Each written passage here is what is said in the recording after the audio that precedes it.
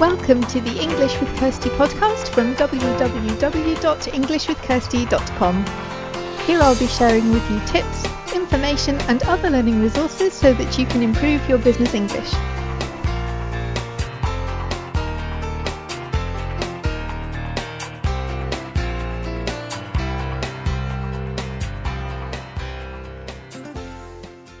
Hello everybody and welcome back to the English with Kirsty podcast, and today I have another guest, which is great because it's somebody that I've met. We haven't met before. We met for the first time online today, but I heard about her through another podcast, The Language Worker, which you'll be familiar with, and so I decided it would be really interesting to have a conversation as well. So that's what we're doing this morning. So hi, could you introduce yourself, tell us who you are, how to pronounce your name, because I'm not going to attempt it, and what you do. Yeah, sure. Thank you, Kirsty. Thank you very much. Hi, everyone, and I'm Alice. I'm French, so actually I should have said I'm Alice. And my surname is MANSAUD, so Alice MANSAUD, to make it sound very French. Yeah, so I'm a French language coach. So I help people learning and improving in French.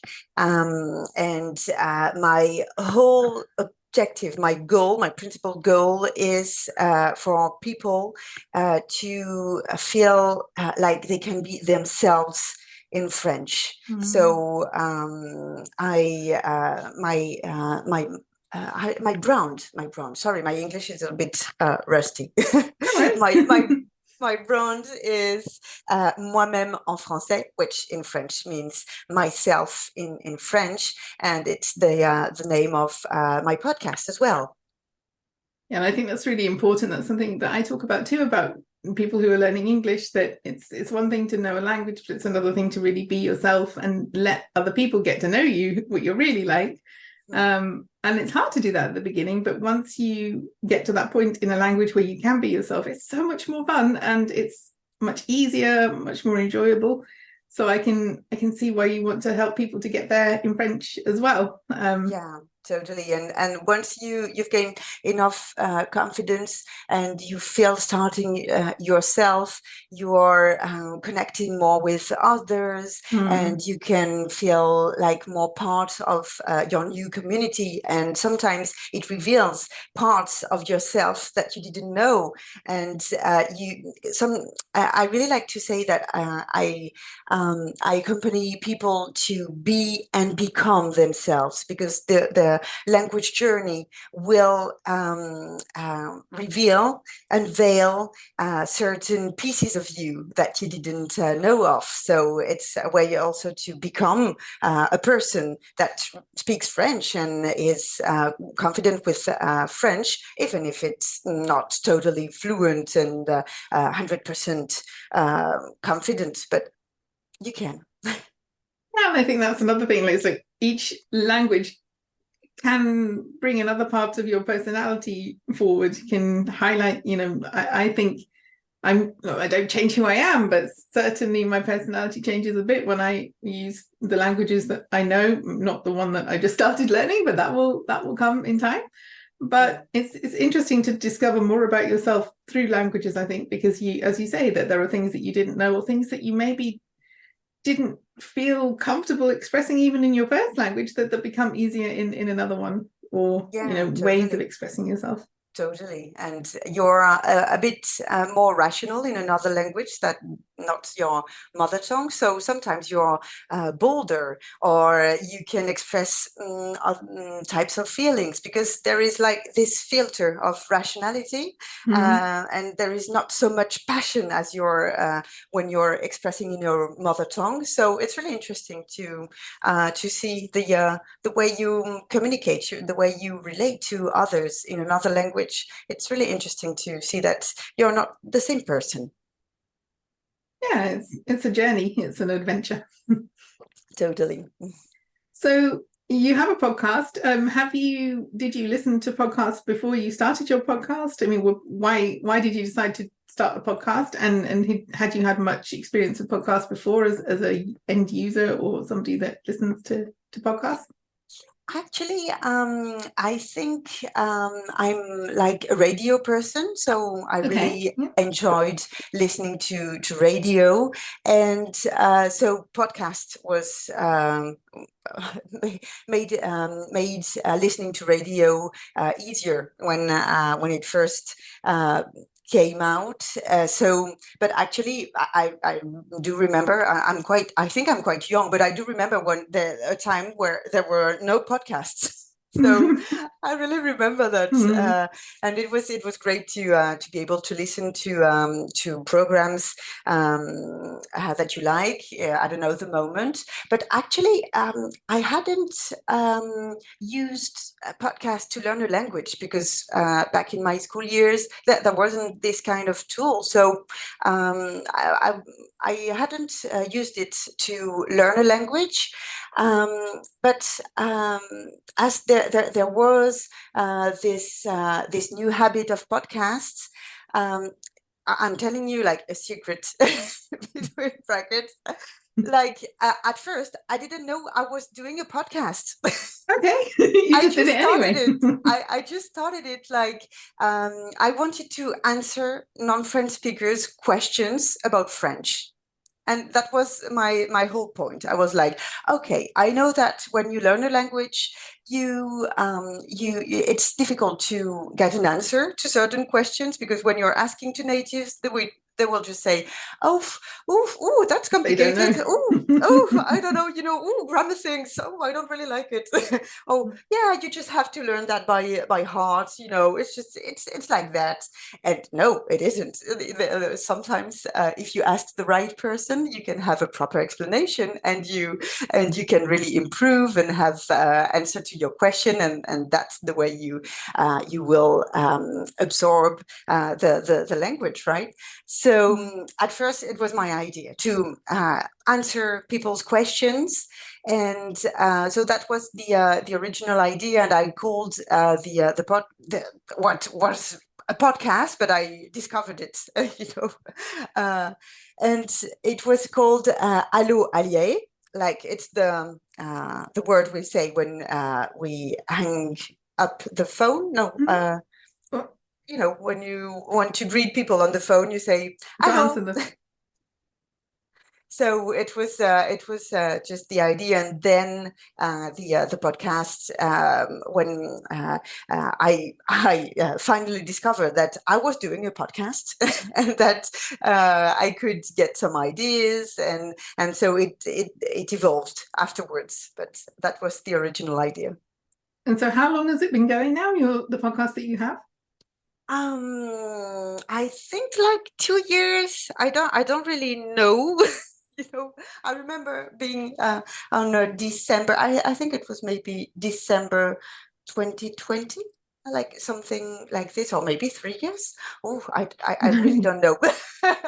Okay, but it's been going for a while, so it's not like a new, and it's for people who are learning French. So you mentioned that you answer questions, and I know that you have different types of episodes. So what are your main types? How do you what do you do in the podcast, and how do you change things? Because I know that you sometimes have guests, I think. Yeah, exactly. Actually, when I worked about the way I wanted to help non-French speakers, I really dig into my approach and how I wanted to help people, and that's when my brand Moi-même en français appeared. And I was coached to have this things clearer, and so I needed to have something like more holistic, and I didn't just want to rely on non-French speakers' question, because I know that for them it's difficult to open the mic and record yourself, to make a question, or to have this yeah, the courage of asking a question to someone. I knew that it was hard. It was one of my hidden goals as well when I started Allo Allier, the first version. My goal was to encourage people to voice French and to have the courage of asking themselves questions and voicing out to another person. But I know that it's difficult. So I wanted to add some other ways to help people thinking about their learning, because when you think about your learning, the way you learn and the language, it's one of the most powerful ways to really improve and become yourself in French, because you always think about the language the way that it's more intuitive for you to speak, and why it's there is this grammar point, for example, and where is that, and so I wanted to help people thinking about their learning, and that's why I had some experts in different fields around language learning. So I have this section which is called in French "trucs et astuces," which is like tips and tricks in English.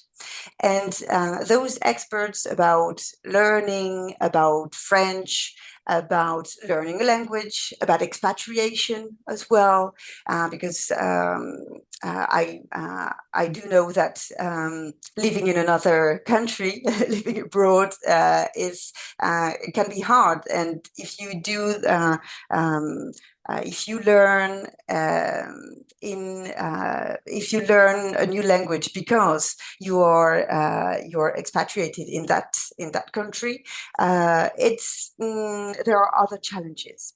So that's why I wanted to have this holistic approach and have experts chatting and speaking about these topics, and to give insights, to give ideas about how you can learn different methods, because actually we are each and everyone is different in the way they think, they learn, and so I think you just have to discover your way of learning. There is not just one way that it's okay for everybody. But if anyone tells you that, you shouldn't believe them. It's people do say that, but it's not true. Especially now, as if we're adults learning, that there are so many options that we can choose from, and it's much better to find what works for you and what feels good for you, because otherwise you can spend a lot of time doing things that don't bring results. Even if it worked for someone else, it doesn't mean it's going to work for you. Exactly. So what you have to do is try and think about different things, and be aware that maybe, okay, this is not working for me, so what should I try now? So I think it's really important for people just to be aware that there are many different methods and many tools that you can use to learn a new language. So that's the idea of having experts talking about that, for example, and as I said, about expatriation and living abroad, these kind of life challenges that you have, and I have another section, which again is with guests, which is back to my original, one of my first goals with the podcast was to have non-French speakers take the floor and express themselves in French, because they can, even if it's not perfect, and it's okay, totally okay, but they can speak, and they have really interesting things to say. And so the idea is to interview people to understand how they became themselves in French. How was that journey for them? and maybe it will raise some ideas for the listeners. And it's the idea. And actually, it's usually they are my favorite episodes. Yeah, because I think you can learn from other people's experiences. You can feel, I've had that experience too. So you can understand what they're saying, but also it's if there's someone a bit further down the journey than further along than you are, then you think, okay, I can do that. I can get there because this other person has. Or I think it's quite encouraging, but I think it's also good as a language learner to be in that a position where you feel a bit vulnerable. That's not comfortable, but it's a way to improve. To if you're already at an intermediate level, for example, and things are going nicely, but then you do something like go on a podcast, it challenges you, because one of the harder things of being an intermediate speaker is the lack of challenges, that you don't push yourself because you're quite comfortable. You can have a conversation with someone, but then if you have to do something else, like a podcast interview, it helps people to kind of move on and share what they've learned as well. Yeah, So, totally. And actually, the last guest I had was so excited to have this new thing to do in French, and he told me afterwards, like, but it's great. I can see how much I've improved and how great is my French. And I think it's so great that someone becomes aware and of the fact that yes, he has very good French and he's proud of it. And if you don't have these opportunities, maybe you won't become aware. So it's a nice way to think about your journey. And, because we often look forward, and we should look forward, but we often think about I still have so much to learn, or I want to do this. But this week I was listening to something that I'd listened to a few months ago, and I understood a lot more than I did then. And I thought, that is progress. That is definitely a good feeling. Okay, there's still a way to go, but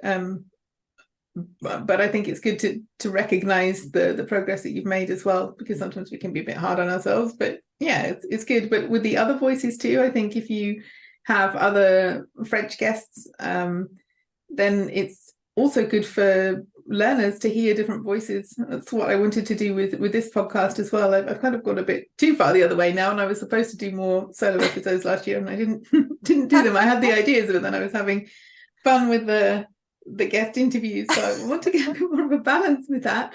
But I think it is good to bring in other perspectives and hear other voices, because as a learner, that's good for your listening skills too, and it means that you can learn about topics that maybe I or you don't have as much experience with, and you can learn from the guests as well. No, totally. And I remember that I had a Spanish teacher as a guest, and it was great because she told, like, I'm really bad at languages, and you could hear that she had a strong accent, and she was talking about that accent. So it was really interesting because she had like these two caps, as we say in French. She was a teacher, but she was also a language learner, and she had been, and she could help a lot, I think, with that. And I think that's the same with going back to our original point about being yourself. I think if you're a language teacher who understands this idea, this process of it doesn't happen overnight. You become yourself in another language gradually. It is a journey. It's a process. I think if we understand that as teachers, then it's also easier for us to help other people on that journey, because we've been there, or we're still there. We're still on that journey of discovery with other languages. Yeah, totally. To empathize with the learners and give them some tricks, and sometimes just saying, okay, it has been like this for me, or it is, but you have to try to find your own way. And so no, totally. And I love these conversations with the learners. I'm sure you do. Yeah, I do, and I'm going to have some more. I've got some ideas for bringing more people onto the podcast. Because we have the conversation club. I have the conversation club, and I think it would be nice to get some of the people who are at the conversation club, if they want to do either an episode or a shorter conversation with me. I think that could be fun. So and it will be very inspiring for others. And also there's a group, so I guess a little bit of the pressure is it's off one person because it's not all that. But I'm sure you don't put pressure on people. But yeah, that's just what I was thinking. I think I might do that this year so that people can find out a bit more about what we do, but also that people have the chance to speak and to use their language skills. Yeah, no, that's a great idea. I didn't think about having one I mean like two or three guests on at the same time. I didn't think about that, like having a group conversation. Yeah, that's also something I've seen from the language worker. She's she's done that a couple of times recently with not with language learners, because that's not what the podcast is for. But yeah, having bringing people together can be fun, can be interesting. Yeah, no, totally. Like yeah.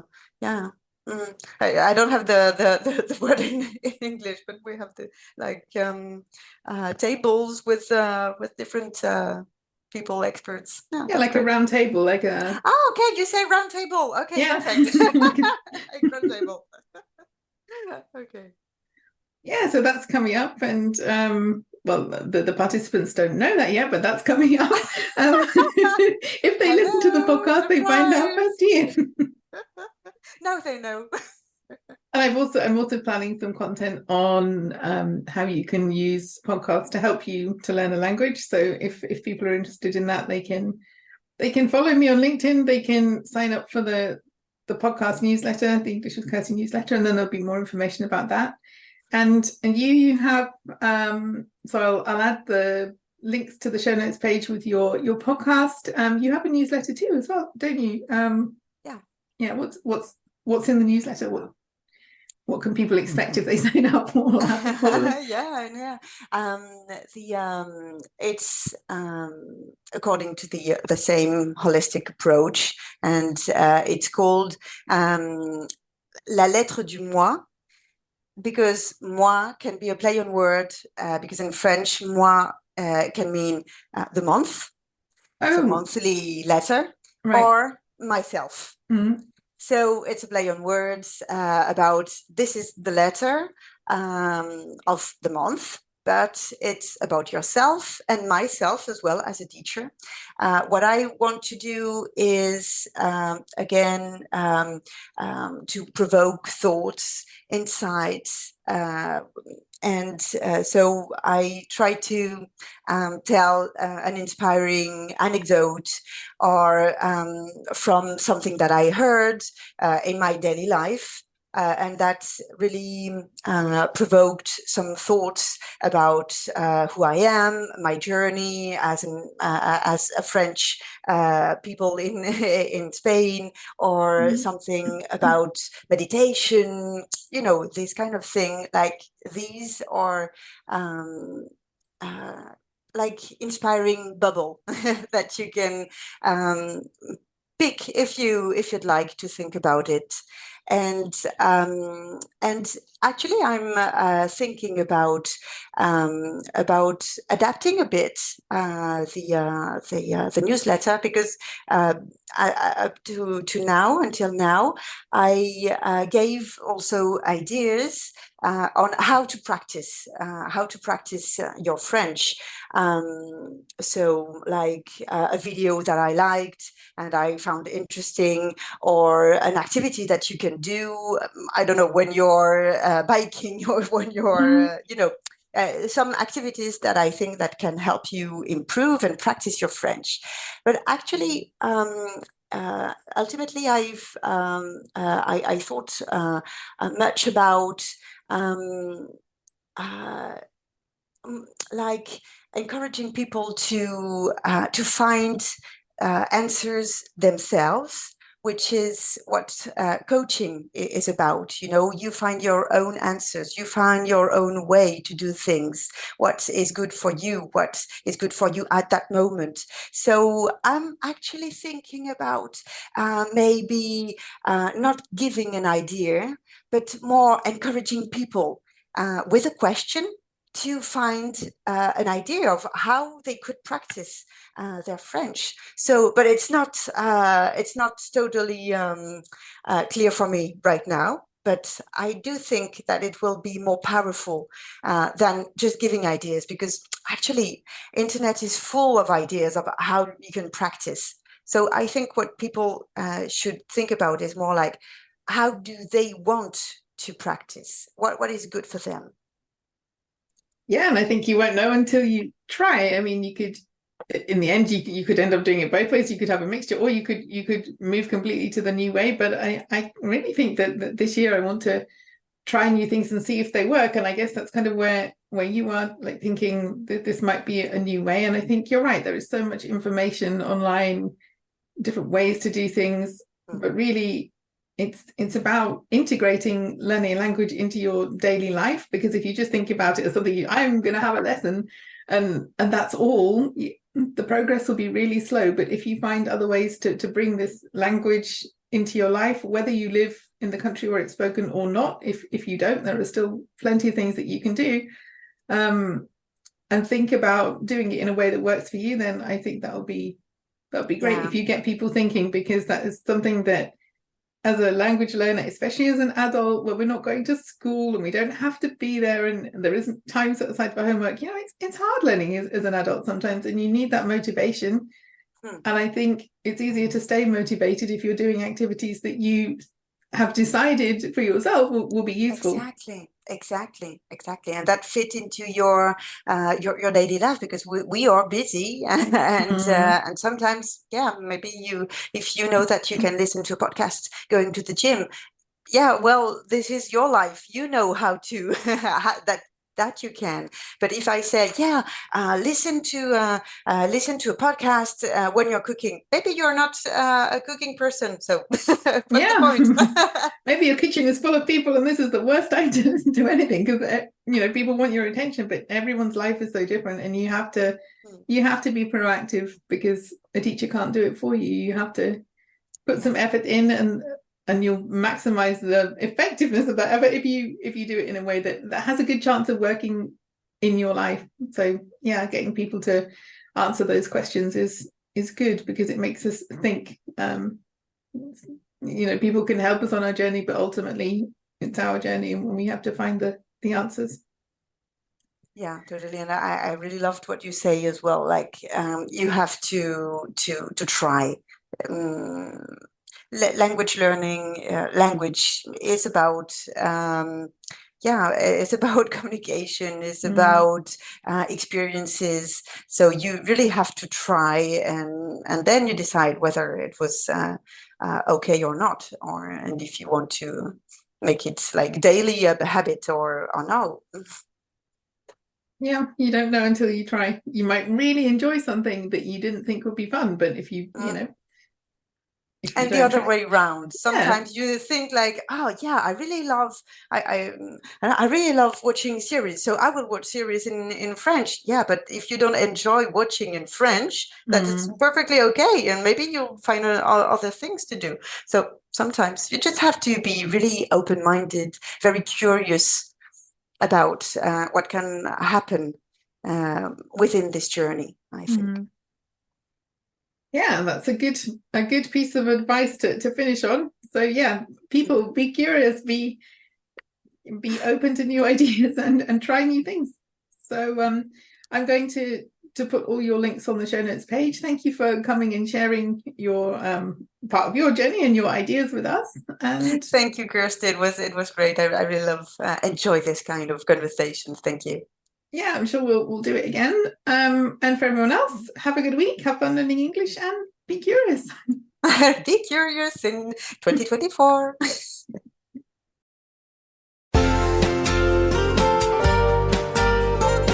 I hope you enjoyed this episode of the English with Kirsty podcast. If you have any questions or comments, my email address is kirsty@englishwithkirsty.com, or you can go to www.englishwithkirsty.com/podcast, where you'll find information about the individual episodes.